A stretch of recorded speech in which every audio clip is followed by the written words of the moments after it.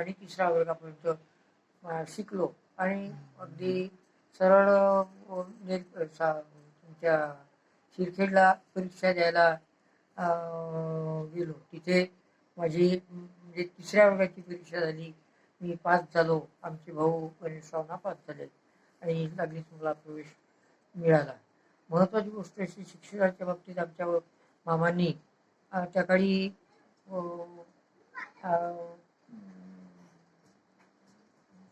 यांचा जो आपले ज्योतिबा फुलेंचा जो एक रस्ता होता, शिक्षण आधी शिक्षण आपण घेतलं पाहिजे, शिक्षणापासून कुणीही वंचित राहू नये अशा प्रकारचा त्यांचा जो म्हणजे एक नारा होता. तर त्या नाऱ्याप्रमाणे आमच्या मामांनी गावात स्वतः पुढाकार घेऊन इथे शाळा उघडली. शाळा उघडली म्हणजे काय, असे वर्ग सुरू केले आणि ते स्वतः पुढाकार घेऊन कुठल्याही प्रकारचं वेतन आणि पैशाची अपेक्षा न करताना इथल्या गावातल्या मुलांना मुलींना शिकत असत. त्या वर्गामध्ये साधारणतः इथल्या मला म्हणजे अगदी अभिमानानं उल्लेख करावा असं वाटते की आमचे भाऊजी पाटील, आम्ही त्यांना मामा म्हणत असू, तर त्यांच्या कुटुंबातील त्यांच्या पत्नी त्यांना म्हणजे भाऊजींना शिक्षणाबद्दलचा चांगला म्हणजे आवड होती आणि म्हणून त्यांना त्या शिकल्या पाहिजे, त्यांच्या पत्नी शिकल्या पाहिजे, निरक्षर राहू नये याच्याकरता त्यांनी आमच्या मामांना विनंती केली आणि मामांनी त्यांना साक्षर बनवलं. ही एक अभिमानाची गोष्ट म्हणता येईल. त्यानंतर आम्ही शिरखेडला शिकलो 7व्या वर्गापर्यंत. 10व्या वर्गापर्यंत नेरपिंगळ्याला शिकलो, जनता हायस्कूलमध्ये. तेव्हा त्या जनता हायस्कूलचं नाव पिंगळादेवी शिक्षण संस्थेने काढलं होतं, म्हणून पिंगळादेवी अशा प्रकारचंच होतं. जनता नंतर झालं, जेव्हा ते हस्तांतरित झालं शिवाजी शिक्षण संस्थेला, तेव्हा त्याचं नाव जनता झालं. तर अशा प्रकारचं शिक्षणाचा एक व्यासंग आमच्या मामांना होता आणि शिकवत असताना तिथे एक पिंपळ वृक्ष जो अजूनही आहे, तर त्याच्या खाली बसून आमचे मामा आम्हाला शिकवत असत. बोधी वृक्षाखाली बसून आम्हाला शिक्षणाचे पाठ देत असत. त्यानंतर मी साधारणतः 57च्या दरम्यान कॉलेजमध्ये गेलो. 61ला BA जॉग्रफीमध्ये झालो, MA 63ला झालो आणि त्यानंतर इथे श्री विवेकानंद शिक्षण संस्थेच्या माध्यमातून श्री बाबूराव दादा पाटील, माणिकराव पाटील, वासुदेवराव दाने, शेबू पाटील, बाबासाहेब देशमुख, बाकीची मंडळी जवळजवळ यांच्या सहकार्याने आम्ही एक शिक्षण संस्था स्थापन केली 1965ला आणि 66ला त्या संस्थेतर्फे विवेकानंद विद्या मंदिर शिरखेड नावाची शाळा पहिल्यांदा 19 जून 1966ला आम्ही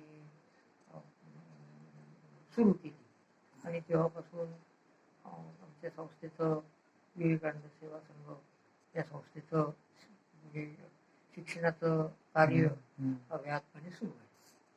त्याचे 4 ब्रँच आहे ना. या संस्थेचे 4 ब्रँचेस आहेत. 1971ला पिंपळखुट्याला विवेकानंदाच्याच नावावर एक ब्रँच काढली.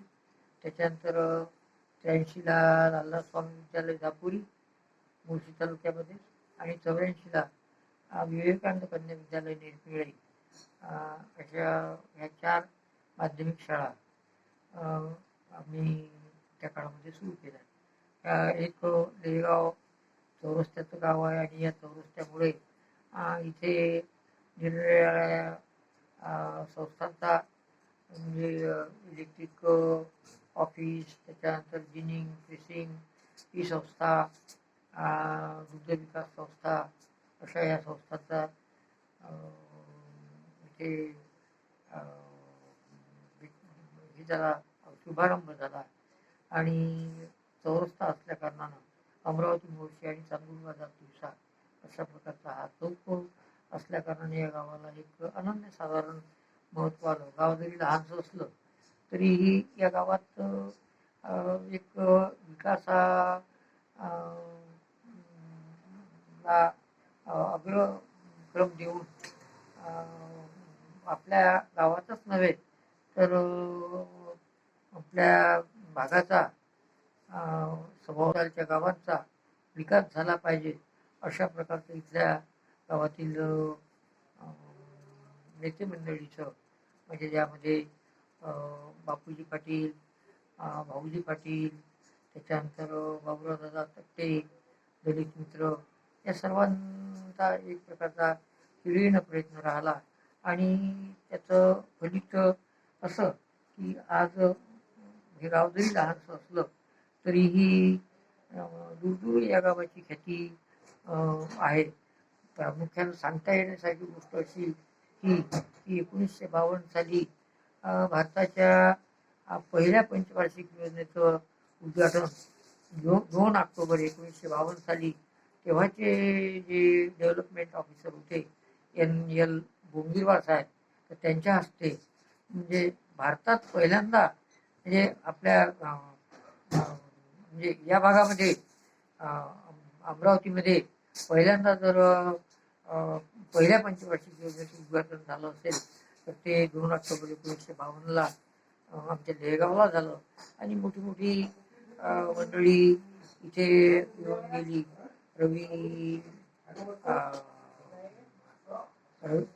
रविशंकर शुक्ल, पट्टाभी सीतारामय्या, SK डे, त्याच्यानंतर मोठी मोठी मंडळी आज मला यांचं निश्चितच नाव म्हणजे स्मरत नाही, परंतु अगदी उच्चस्तरीय लोक येऊन गेलेत. आणि आमचा त्या काळात जे पुढारी लोक होते, सगळ्या अर्थानं पुढारी की जे देशासाठी ज्यांनी योगदान दिलं, अशा प्रकारच्या लोकांशी जवळून संपर्क आला, ही गोष्ट अभिमानानं मला सांगावीशी वाटते. मेसेज सांगा, 14 लास्ट मेसेज समाजाला. हा, लास्ट मेसेज समाजाकरता असं म्हणता येईल की ज्या